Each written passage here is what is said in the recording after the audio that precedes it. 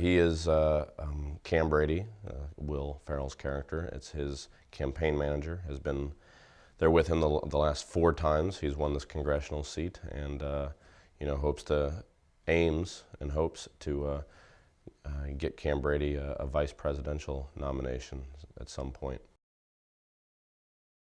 Protecting him from himself and from his own appetites and maybe his own delusions, while at the same time, believing in him, knowing that I do have influence over. I personally, my moral compass has influence over Cam's just by proximity. So it's a little bit of like can we break a few eggs here and still make a better omelet for the the future of America? Let's hope so. And if the eggs are victimless crimes such as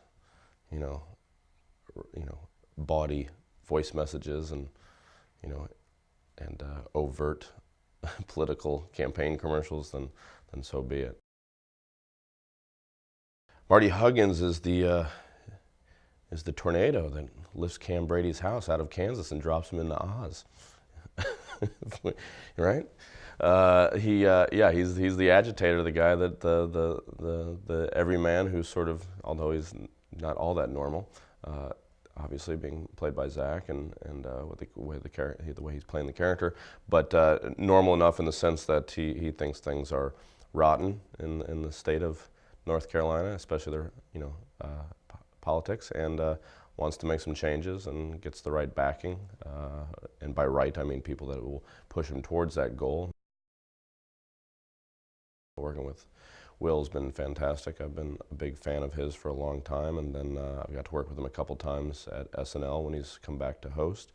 And he's one of my all-time favorites to watch and now to work with. You're just constantly trying to beat your own jokes. It's about the best and funniest way versus one specific way.